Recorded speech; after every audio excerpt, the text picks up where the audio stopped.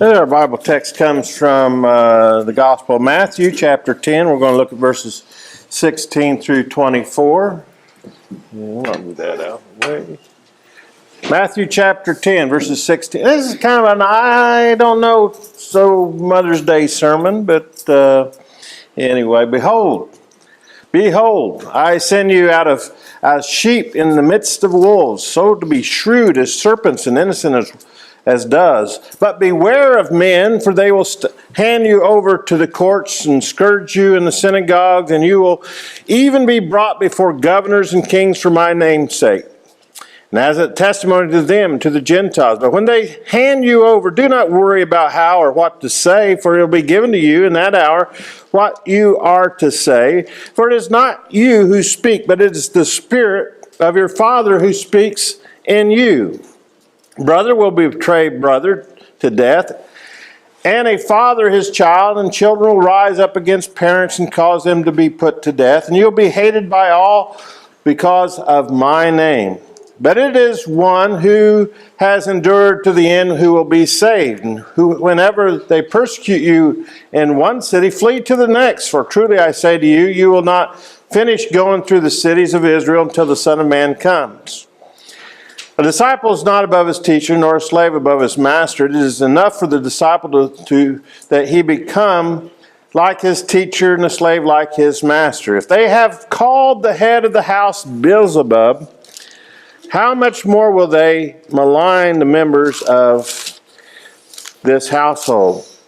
Therefore do not fear them, for there is nothing concealed that will not be revealed, or hidden that will not be known. What I tell you in the darkness, speak in the light, and what you hear whispered in your ear, proclaim upon the housetops. Do not fear those who kill the body, who are unable to kill the soul, but rather fear him who is able to destroy both the soul and the body in hell. Are not 2 sparrows sold for a cent, yet not one of them will fall to the ground apart from your Father? But the very hairs of your head are all numbered. So do not fear, you are more valuable than many sparrows. Therefore, everyone who confesses me before men, I will also confess him before my Father who is in heaven. But whoever denies me before men, I will also deny him before my Father who is in heaven. Do not think that I came to bring peace to the earth. I did not come to bring peace, but a sword. For I came to set a man against his father, and a daughter against her mother, and a daughter-in-law against her mother-in-law, and a man's enemies will be members of his household. He who loves his father or mother more than me is not worthy of me. And he who loves son or daughter more than me is not worthy of me. And he who does not take his cross and follow after me is not worthy of me. And he who has found his life will lose it. And he who has lost his life for my sake will find it. And he who receives you receives me. And he who receives me receives him who sent me.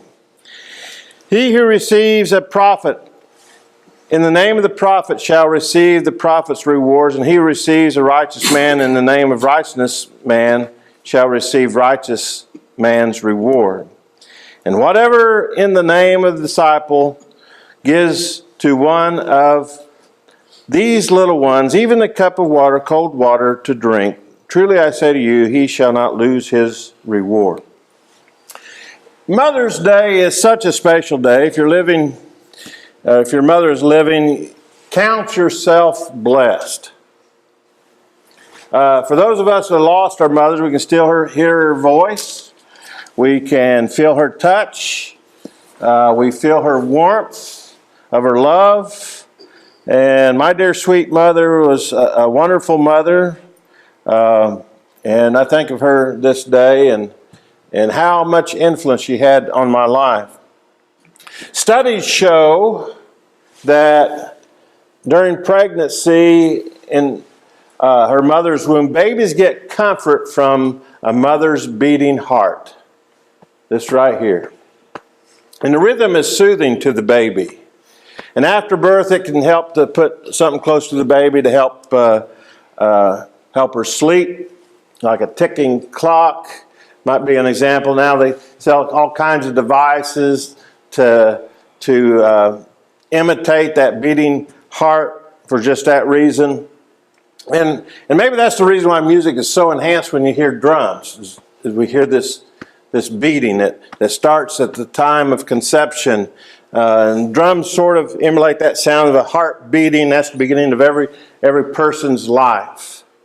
And before birth, being comforted by a mom's beating heart, that comfort usually continues as a child grows. And have you ever answered one of those questions? You know, sometimes they have surveys, Facebook, different places.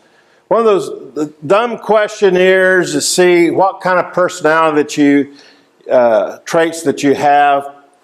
And one of the questions that often is asked is, who was your greatest influence in your life? Was it your dad?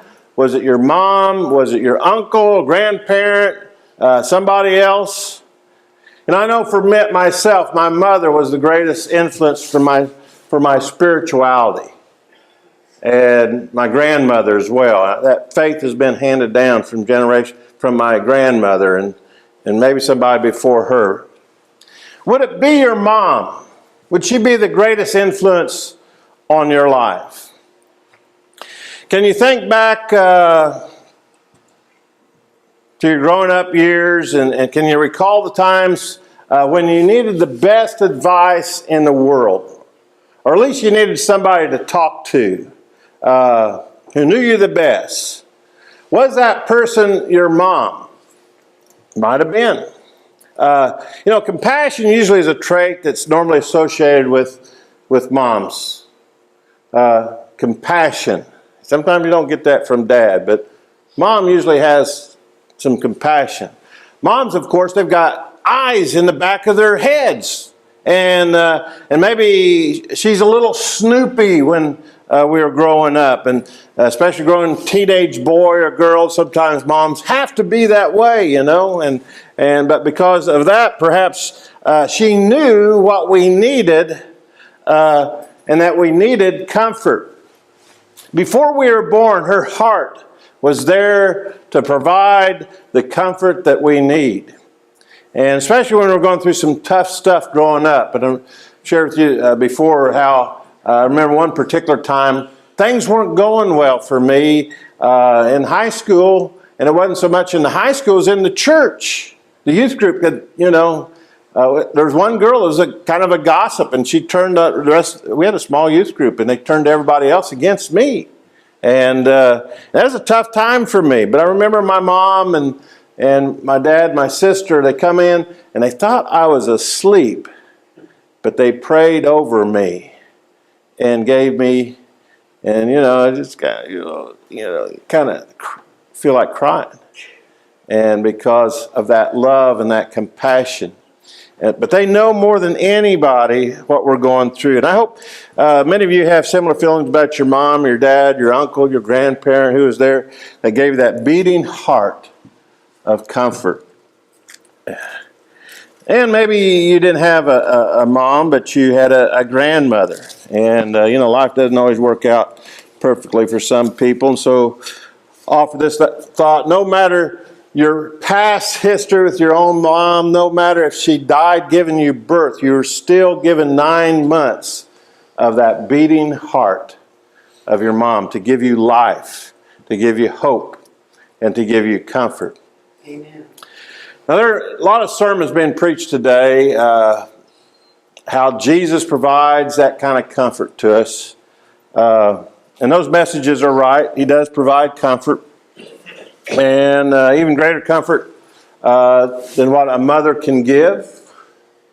And in fact, Jesus met the woman at the well and said, I'm going to give you water that you'll never thirst again. But there's also another side of Jesus, and it's in this text here, chapter 10. This is why, not so much a Mother's Day text, but yet it's something that we need to hear sometimes. There's another side of Jesus. There's one where he asks to step away from your comfort zone and follow me. And this is what we read about here in this text this morning in chapter 10. We have the story of Jesus sending out his disciples to take the message of the kingdom of God to the world. And the kingdom to the Jews and then the cities around him. He tells them that he's sending them out as sheep among wolves, and they need to be shrewd as snakes. But they need to be harmless as doves. That's quite a combination, Shrewd as snakes, harmless as doves. And he tells them things like they'll be handed over to rulers and the courts to be beaten with whips, and in the synagogues. Now, can you imagine if I told you I wanted you to start walking in the Greenbrier or Conway with the good news about Jesus, and then I warned you, you might be beaten and whipped in some of the churches that you stopped to preach at. This is pretty much what happened. Does this sound like the Jesus that wants to give you comfort? He tells them, when you get arrested, don't worry about it. I guess that's a little comforting, isn't it? Don't worry about it. The Spirit is going to give you, from the Father, is going to give you words to say.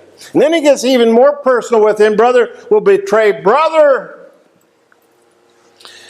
to death. A father will betray his own child, and children will betray their own parents, cause them to be put to death. And he actually does give them more words of comfort as they prepare for this journey, as they're getting ready to go out, as he sends them out. So don't be afraid of those who threaten you, for the time is coming when everything is going to be covered, will be revealed, and all the secret will be made known to all. What I tell you now in darkness, shout abroad when daybreak comes. What I whisper in your ear, shout from the housetops for all to hear. And as we look at verses 34 through 42, don't imagine that I came to bring peace. Now this is, we're studying in the Bible quizzing this year, Matthew chapter 4 through chapter 7. Doesn't sound like the same Jesus here. Don't imagine I came to bring peace on the earth. Came not to bring peace, but a sword. I've come to set a man against his father, a daughter against her mother, and a daughter-in-law against her daughter-in-law, and the enemies will be right in your own household. What's he talking about here? That doesn't sound too good.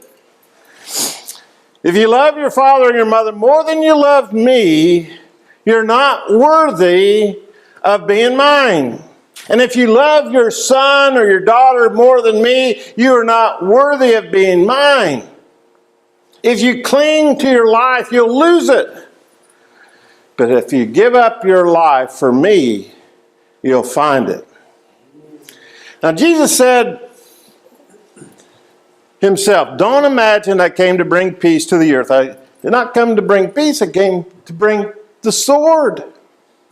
Now this sure doesn't sound much like the words of the Sermon on the Mount, does it? Blessed are the peacemakers. And if that's not enough for me to try to wrap my head around what Jesus is saying here, then he says something even stranger and harder for me to believe. And as I try to see what Jesus as my comforter is. In verse 37, he says, if you love your father or your mother more than you love me, you're not worthy of being mine. And if you love your son or your daughter more than me, you're not worthy of being mine. I want to tell you, this is pretty tough. I'm glad he didn't say anything about grandkids. Right? We love our grandkids, don't we? And our great-grandkids. We love our kids. We love our family. But here's a tough teaching. And if you don't understand what he's saying, first of all, does he say that you shouldn't love your parents? Or your son or your daughter or even your grandkids? He's not saying that. We love our family, our children, our grandchildren, our moms or dad or wife or a husband more than anything in the world. He doesn't say that we shouldn't love them, does he? I'm not saying that. That's good news for me because I love my dad, my wife, and my kids. And those grandkids are pretty special to me. I want to use the phrase more than anything else in the world. But here's where we have to be careful. Do we love them more than anything else in the world? And some people do. Now, Jesus tells me that I can't love them more than we love Him. In verse 37, he tells us, God, if you love, well, let's just read verse 30. He who loves his father or mother more than me is not worthy of me, and he who loves his son or daughter more than me is not worthy of me. But he also tells us this. God so loved the world that He gave His only begotten Son, that Jesus, He loves us so much. He wants me to love Him more than anything or anybody else in the world. And you think about Jesus, and He died this agonizing death on the cross because He loved me. He loved you. And every one of you, He loved all of us. And there's even more to this statement of Jesus. He knows that sometimes the Christian commitment may mean that we're going to be separated from our loved ones. Jesus, He's not suggesting that we be disobedient to our parents. But He is saying that He knows that there will be conflict sometimes because of Him. He knows that we'll not be accepted by everyone, in our own families maybe. He is saying that if you want to be His follower, then He demands a decision. And because some will follow Christ and some will not, conflict will arise. Even in the closest of families. Because decisions got to be made about priorities. And as we take up our cross and follow Him, our different values, our morals, our goals will set us apart from other people. But the key as these conflicts arise is that we keep our eyes on the author and the perfecter of our faith, which is Jesus Christ. So Jesus, He calls us to a higher mission than to find comfort and tranquility in this life. Love of family is certainly God's law. We should all love our families. But even this love can be self-serving. And it can be used as an excuse not to serve God. And you've seen families who sometimes put their family above serving God. And it's almost cultish sometimes. He says, don't do that. Jesus tells us to take up our cross and follow Him.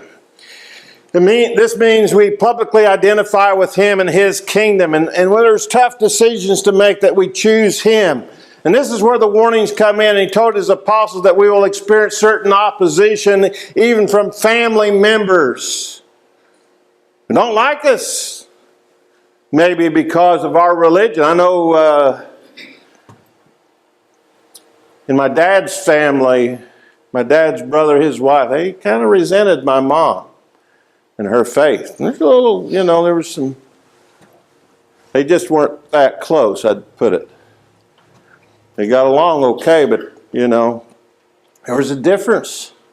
And I think the closer that you come to God and to His Son, Jesus Christ, there is going to be a natural wedge between those who are serving themselves and the world.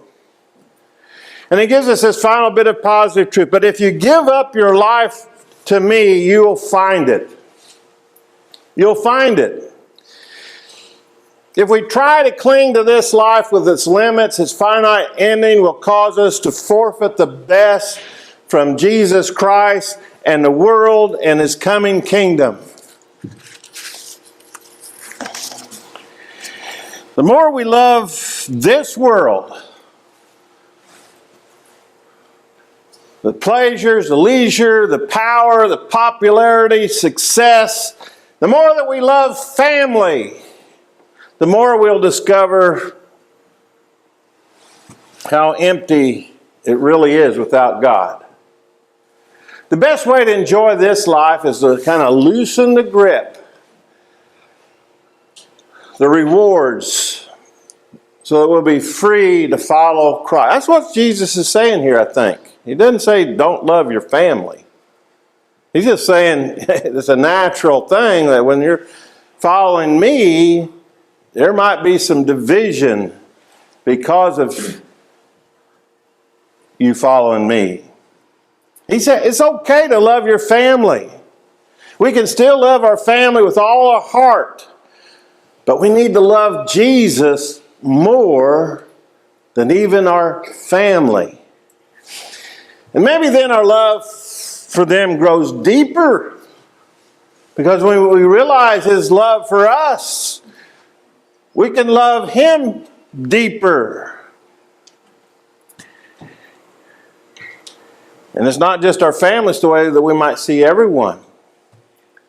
And so we're looking through the rose-colored glasses of Jesus' blood at people who He died for and that He loves. You know, we get kind of critical. We set ourselves up judging other people. But when we put on the rose-colored glasses of Jesus' blood and the people He died for, it should change our attitude about others. Solomon, in the Song of Solomon, chapter 8, verse 6 and 7 says, I aroused you under the apple tree, where your mother gave birth, where in great pain she delivered you. Place me like a seal over your heart, like a seal on your arm. For love is as strong as death. Its jealousy is as enduring as the grave. Love flashes like fire and brightness kind of flame. Waters cannot quench love, nor can rivers drown it. If a man tried to buy love with all of his wealth, his offer would be utterly scorned.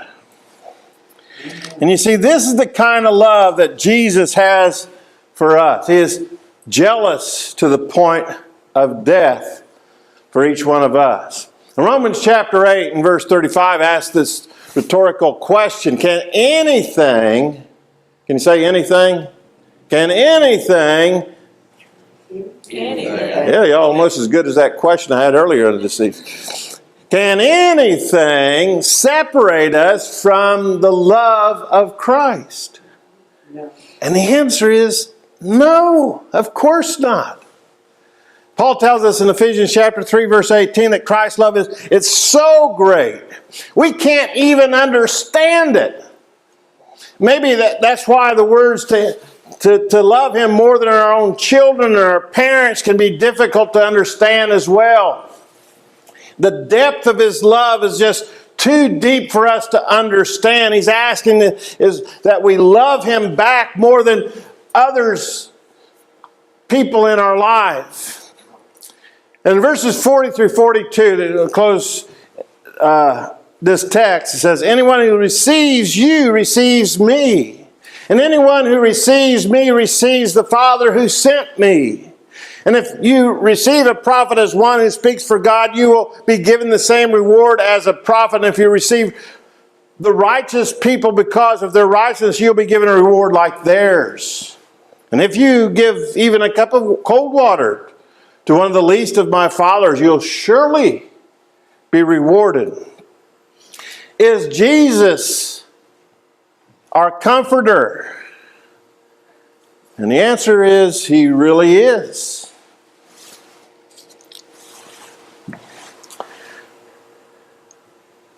His heart beats And there's a rhythm. That rhythm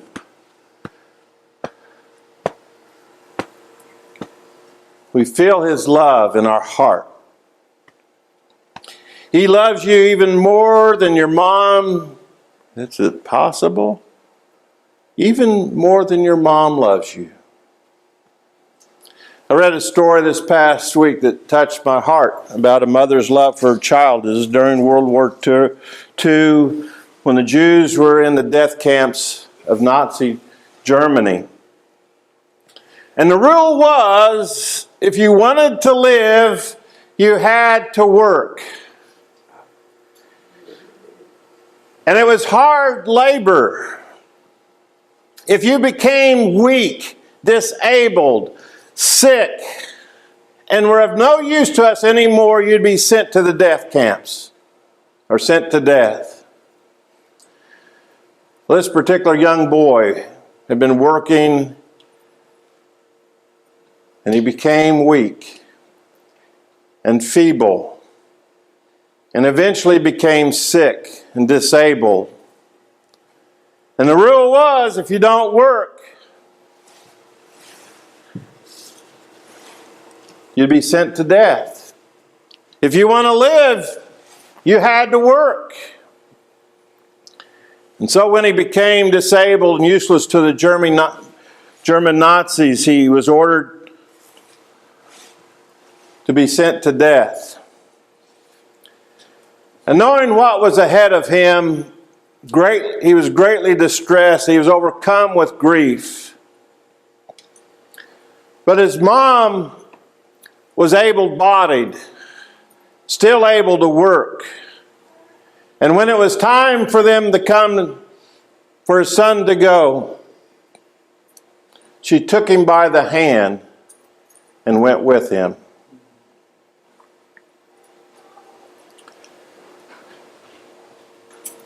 Talk about a mother's love. A beating heart of a mother is like that of our Father's love for us. It's beating. It tells us we're in His arms. He's got us by the hand. And that His Son is coming back to scoop us off this earth and to meet Him in the air. He prepares to come with the sound of the trumpet and return to set up His kingdom upon this earth. And what a glorious reward, far greater than any temporary joys that we've ever done in this life, beyond compare. And that's the love that never ends.